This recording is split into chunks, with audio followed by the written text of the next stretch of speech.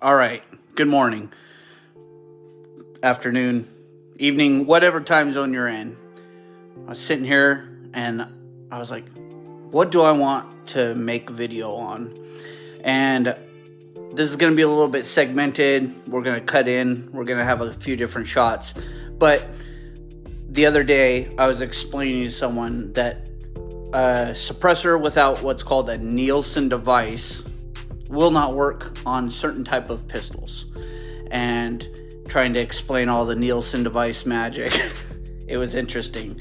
So I was like, how can I demonstrate this? And then boop, in popped this. And I was like, you know what? Here's exactly what I can do. I can show a Glock 17 with a Wish style can that does not have a Nielsen device at the range. And what you guys will see is that it should not work. As I was preparing to start recording, I was like, well, wait, what if I'm wrong, right? What if everything I know is wrong? So this could be really interesting. I was wondering if I might be wrong because this particular one is made out of aluminum. And so the weight actually might work. We'll see. It's just interesting to me. But before we do that, let's talk about our platform a little bit more. So here she be in all her glory. We've got a Glock 17, which is actually a Gen 5 MOS in a Fab Defense chassis. Now, I'm actually in the middle of producing a registered post-sample auto-sear. That's neither here nor there. It's not finalized, not completely worked out. But these Fab Defense chassis are pretty cool. Got a little hollow sun red dot that's been tossed around on a lot of things. And the barrel is pre-threaded. And I will show you that here in just a second.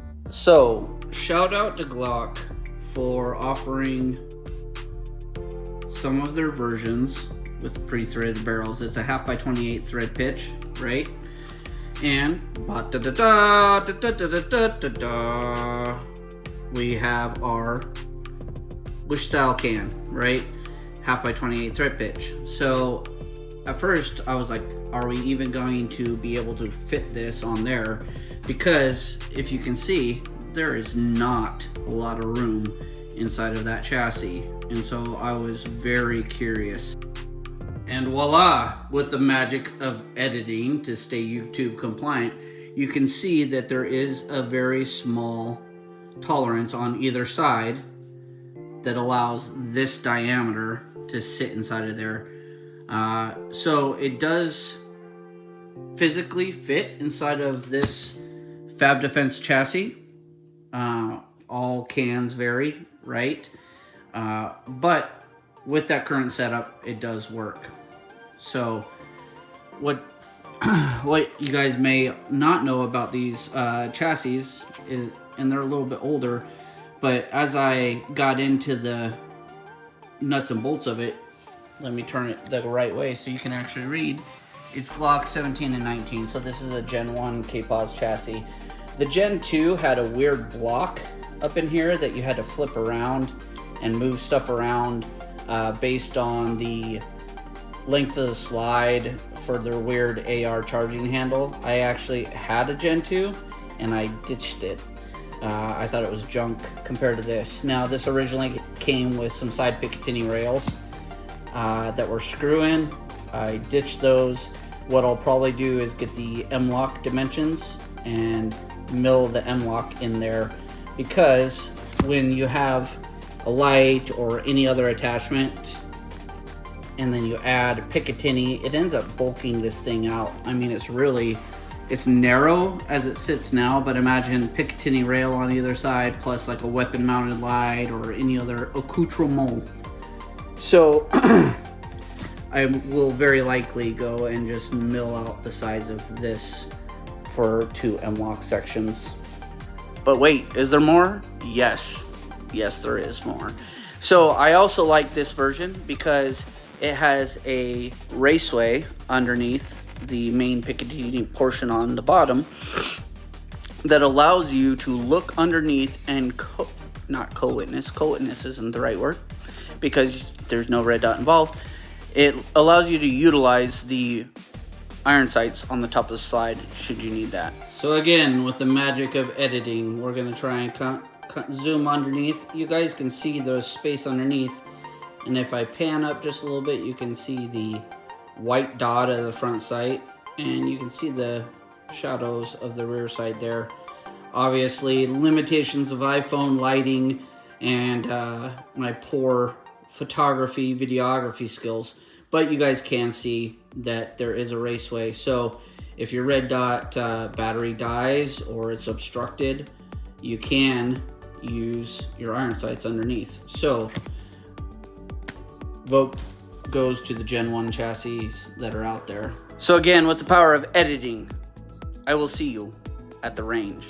Sit tight. And we're at the range. All right, so we came to the range. Great day out. I hurried up and I got down on an empty lane, so then that way we could test this thing out. So we're just gonna get after it and prove or disprove whether it'll work or not.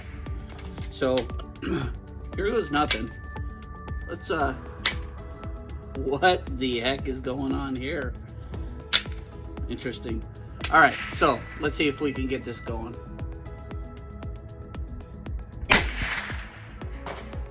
All right, check it out. We've got a stovepipe jam on the Glock. So I will remove the magazine first, and we will see. Oh, it looks like it almost cycled. So there is a round in the chamber, but it got caught. That's very interesting to me that it almost cycled. So let's clear this jam, and as you guys can see, there is a round in the chamber. Let's see if we can get it to go.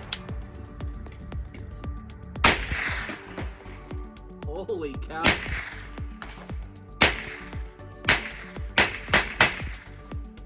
Okay, there we go. Another stovepipe jam. So, with another round in the chamber. So apparently, this is lightweight enough that it will cycle without a Nielsen device, which is crazy to me. That's crazy. Now, it could be an ammunition issue that's complicating things. Today I'm using 124 grain full metal jacket flat tip frangible ammunition. So see if we can get it to cycle. It's kind of interesting.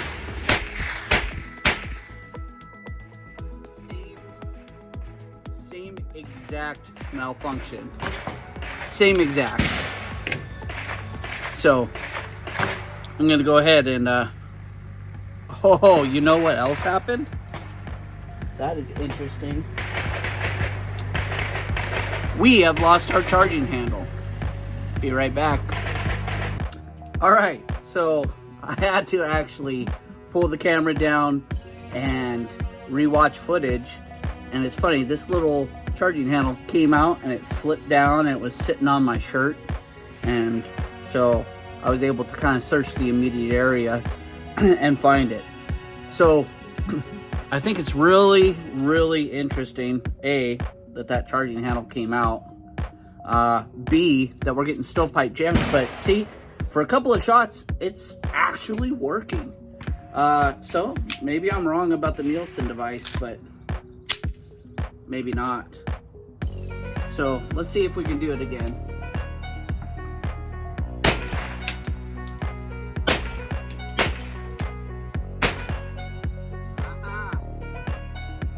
There you go.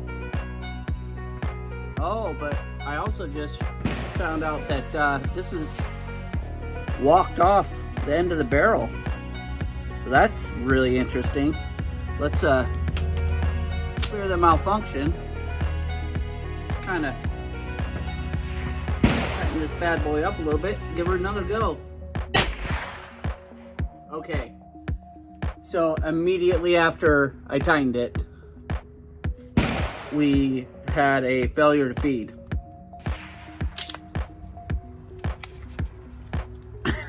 And as soon as I pulled the slide back, it slid into the chamber. All right, let's try it again. Stovepipe.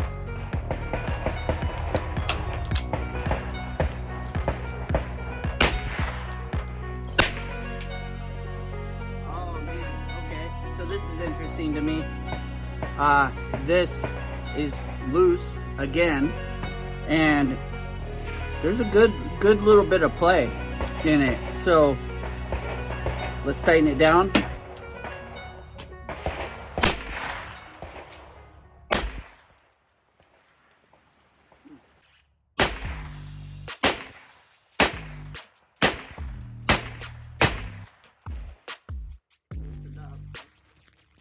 Tighten it down. Kind of getting warm now. Okay, so as soon as we tightened it down again to where it was more than just a little hand tight, we got that malfunction. So, and we lost the charging handle on the ground yet again. Oh, we're gonna take a small break, and I'm actually going to find the charging handle and remove this from the chassis and see if we can get it to work that way. All right, we're back. So removed the Glock 17 from the chassis, already threaded the can directly on there. I think we've got 5 rounds-ish, four rounds. We'll give her a shot and see if there's any malfunctions and let you guys decide what you think. So, get back here.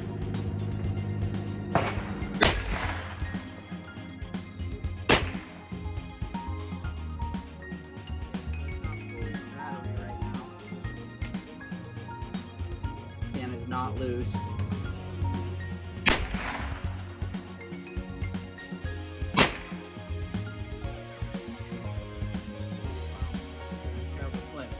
All right, so it did not lock the slide to the rear on the last round.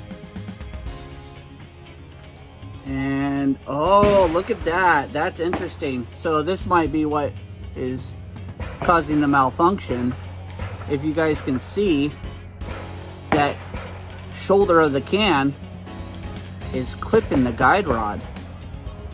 So we're having a little bit of a direct mechanical issue here, which is so interesting that the shoulder is what's causing the issue. This might be something we can salvage. So I'm removing the can right now,